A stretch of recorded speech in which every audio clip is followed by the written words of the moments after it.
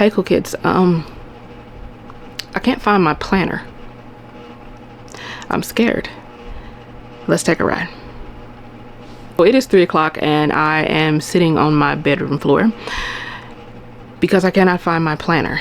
And for most people that wouldn't be a huge deal, but when you are a Black woman trying to fight fear in 2025 and you have ADHD, that's a little bit more of a bigger deal than you would think. I remember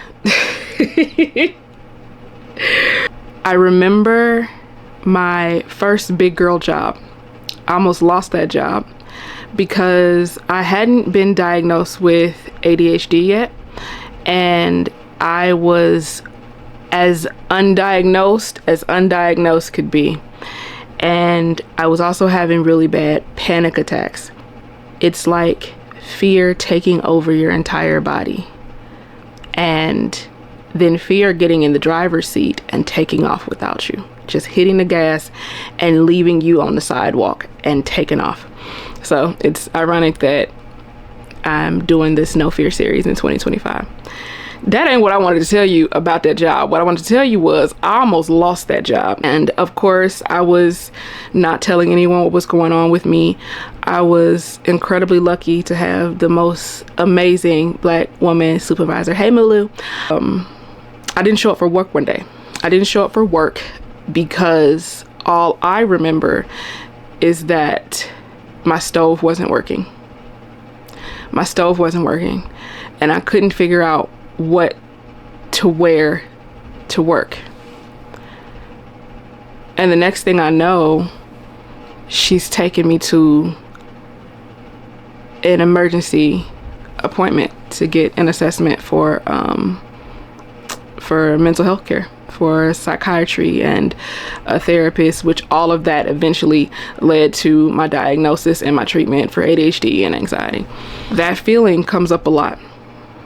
That feeling of one domino starting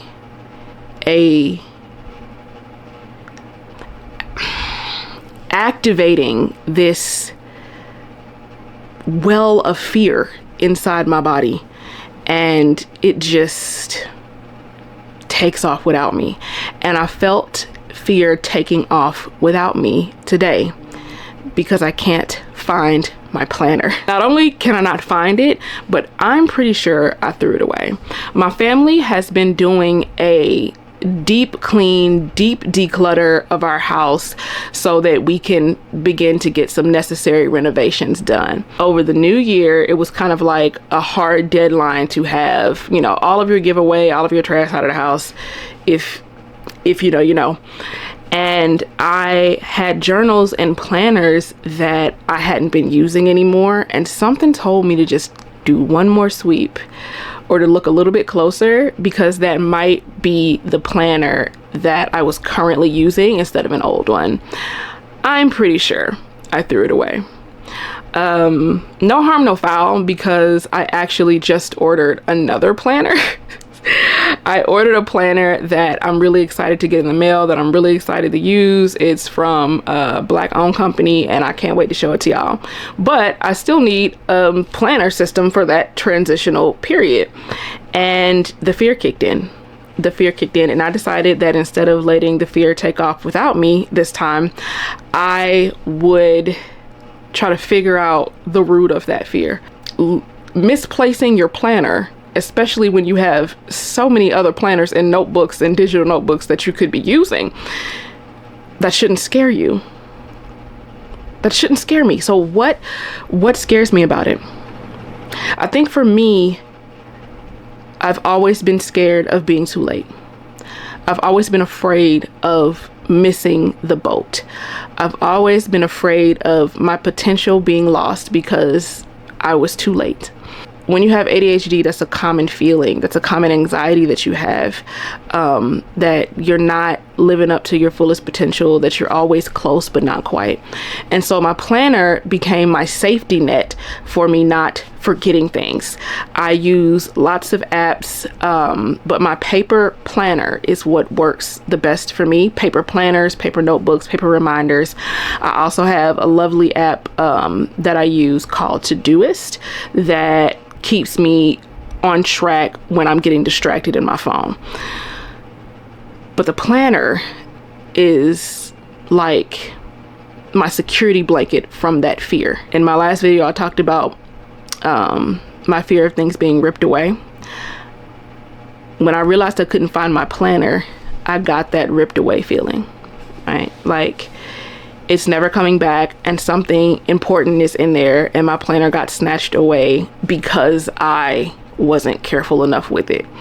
And everything that's in it, or could have been in it, mind you, it's Monday, I haven't written anything yet.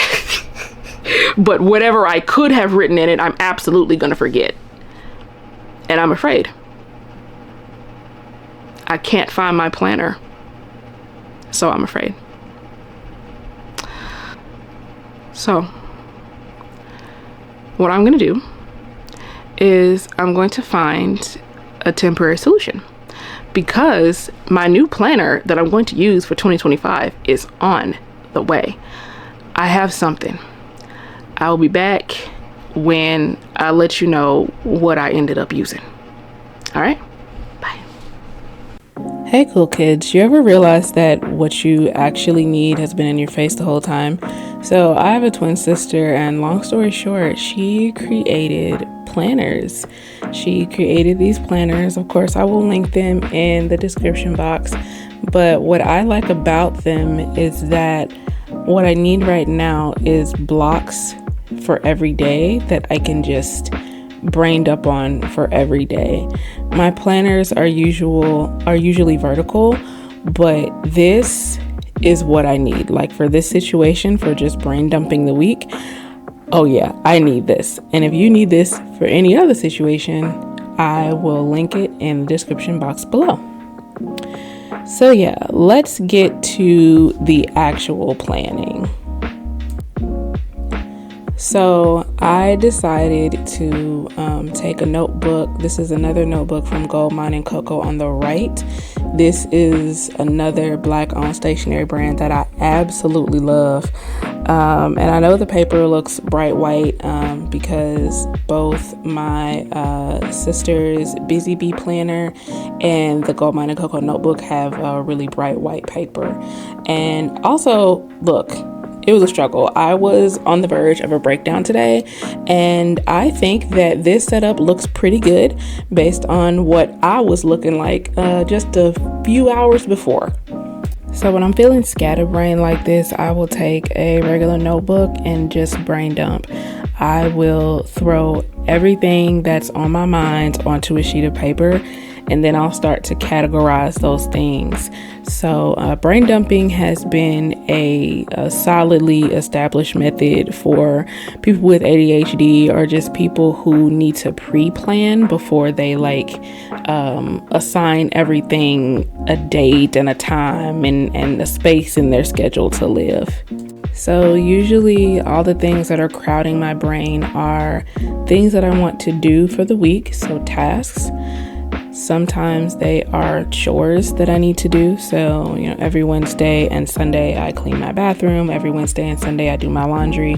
But those things can take up a lot of mental clutter if I don't write them down and remind myself that today is the day that I do those things. So we're talking about chores, we're talking about tasks, and we're also talking about goals. And for me, a goal is to start something or finish something, and then tasks are everything that I do in between. I actually think that might be really helpful. So one more time, for me, a goal is to start something or to finish something, and then the tasks are all the things in between that get me there. Events also end up in my brain dumps, and I think that that's also really important because I'm really good at overbooking myself, especially when I'm in really stressful moments. I will end up on the phone with my best friend for an hour when I actually was supposed to have a meeting. I'm talking to my sister and I'm watching basketball. Lots is going on. I have one of those brains where lots can be going on as long as I'm focused on my task. It'll all work out. All right, so now that I've broken down my brain dump into categories, I will start to assign tasks and events onto specific days. And once I do that, I will pull out my notebook. You should see it in a minute. Pull out one of my notebooks that has daily pages on it, and then plan for each day. What I really love about my sister's planner is that, number one, it's colorful, and that definitely calms me down and reminds me that life is just a combination of days, and most of the time it's not that serious and I can handle it. What I also like is that on the right side, she has a spot for goals. So I can write those goals down, and then I can break that down on the left side onto the specific days in which I will do my task. So, here's the notebook. This notebook is also from Gold Mine and Cocoa. And y'all, I know that my sister still has the bee planners in stock, but I do not know if Gold Mine and Cocoa, I don't know if she still have these. Long story long, I bought 2 of each of these back in the day. These have to be 2 years old, maybe, but I jumped on that bandwagon and I bought 2 of each, sure did, so that I would not run out of pages. And clearly I have not run out of pages. So if I will link it, if she still has some, and if not, I will link the closest thing that I can find. But I know that my sister still has some bee planners left in stock. So today's Wednesday as I am recording the voiceover for this video, and I'm just reflecting on that day and the couple of days that I've had since, and getting to the root of the fear really did help me. And stopping in the moment to literally sit on my bedroom floor, ground myself, and figure out what was making me so afraid. Game changer. It was an absolute game changer. The fear that I felt when I misplaced my planner was a fear of being in this in-between space of anxiety where I didn't know what was going to happen in my future. And I don't have to be afraid of what the future is going to be like for me. I don't have to be afraid of what the future is going to be like for me. One more time, I don't have to be afraid of what the future is going to be like for me. That is an affirmation that I tripped and fell into when I was giving a longer form of my fighting fear talk over on my Patreon. So if you are so inclined, you can hop over to my Patreon right now. We are going through 2 books. We're going through a book called How We Show Up by Mia Birdsong, and we are also going through How Fascism Works by Jason Stanley, because whoo, y'all, I don't think we realize we have 30 minutes. We have 30 minutes before like a whole ass regime comes to power in the United States, but whatever. Thank y'all so much for joining me, and stay tuned for more episodes of me fighting fear in 2025. Bye, y'all. I always wave at y'all like y'all right there. Y'all better wave back, because I be waving. Like, bye.